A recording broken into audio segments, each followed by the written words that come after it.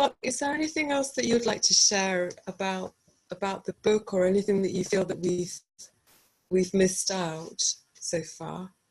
I mean, not particularly. Nothing's coming up. I kind of wanted to just feed off the questions.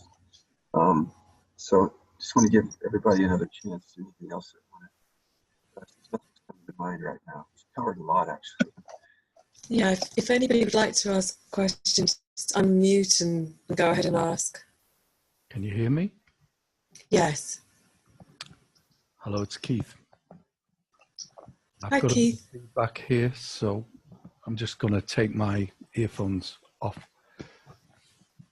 I was really interested in the definition of trauma, because I've been through, I am a therapist myself, but I've been through obviously quite a lot of my own therapy.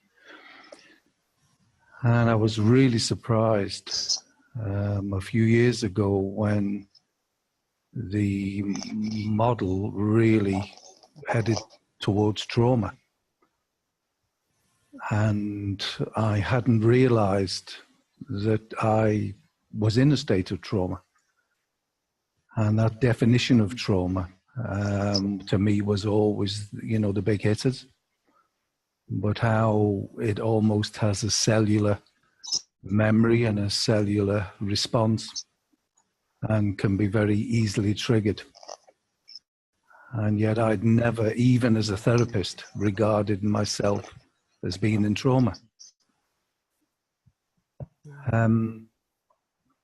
And also the other one really for me is around a self-survival system, really bringing us the best and the good. But in these circumstances, and going on what Scott was saying around the reptilian brain and the front cortex, the fact that we're trying to deal with these sort of things with the front part of the mind, and the self-survival systems kicking in, again, meaning as well. But actually what is happening is that it's a self-survival system that's now self-defeating and actually causing us the problem, all based on the underlying fear. So all this automatically kicking in, and yet we go to the mind to find the answers where we inevitably struggle. So all this, because I know Scott from the spiritual side as well, is all really just heading towards some level of stillness. And we've said today how difficult that can be when we're in that state of trauma. But that's why the 5 seconds, the 10 seconds, I think is a wonderful idea. And also the business of ready, not ready. And I wrote down here, what doesn't want to be met? And shame. So yeah, I've really embraced what you've all said today. And I thank you all for that. Thanks, Keith. Yeah, like you, it took me many years to realize that what I was dealing with was actually trauma.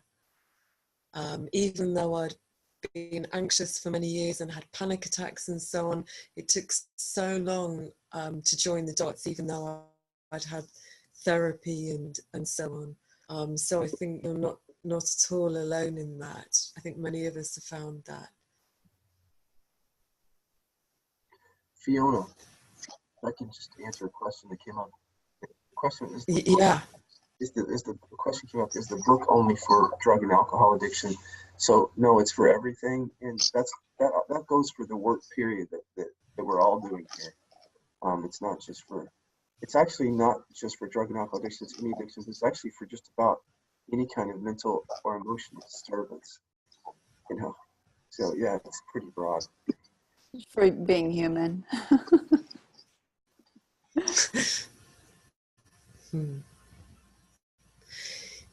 Scott, we've also had a question about gambling addiction and setting boundaries about money.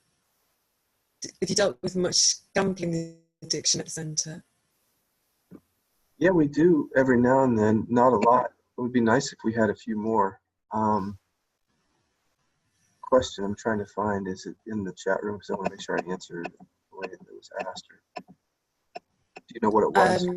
It says, yeah, it says, please ask about gambling addiction and setting boundaries about money. So everything, like at the center, it's always this delicate balance between looking at the disturbance, the underlying issue with our work, you know, the mental and psychological stuff, and then the so-called practical stuff of how do you protect someone, keep them safe, you know, put down certain boundaries. It's always a balance between the two. So with gambling addiction, I would say it's the same thing. It's not going to be different than other addictions in the sense it's going to be tied to other issues. Like there's going to be maybe trauma there, or depression, or some deficiency stories, something, shame. Probably often is shame with gambling because of the financial thing. So that, I would just invite that person to look at that deeply. And then there may be some practical things that need to be done, like the family may need to gather around in a very supportive way and say, can we limit access to funds until you've dealt with some of these issues? Because, you know, there's just the risk of someone spending entire life savings or the bank account. So, you know, I mean, the best thing to do is to get out of, and this is hard to do for those of us in addiction, is to get out of the silence and get out of the hiding and the shame and talk to somebody and open up about it and work with them. And then, you know, because there's no, to me, you know, hopefully that's a great message we can share. There's just like, how we all need to hear this message that there's no moral, this is not a moral thing, you know. This is not a right, wrong, good, and bad thing. This is just being human. And then that helps people open up to get support from people in the family who can lovingly support them and set boundaries. And friends.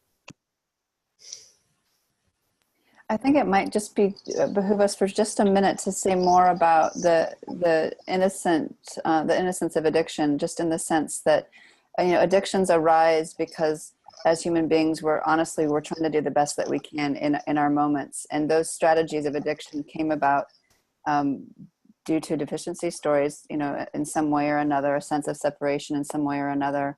And those addictions were our strategies for survival, you know, and we all have addictions in our own ways. I've never met a person really who doesn't have a certain kind of addiction. Some are very extreme and some are very covert. But as Scott has said, we're in a culture that stigmatizes addiction. But I think it's really helpful to shine the light on that it is an innocent happening, and to bring, you know, compassion and kindness to its existence, basically, as opposed to the hiding that our society perpetuates.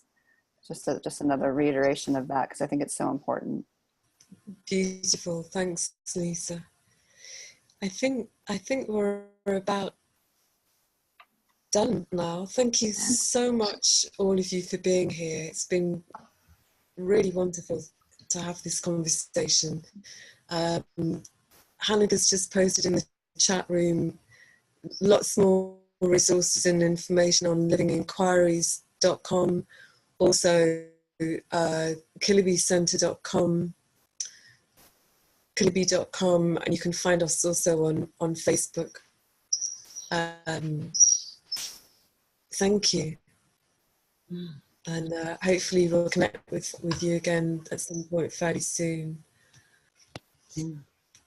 Thank you. Thank you.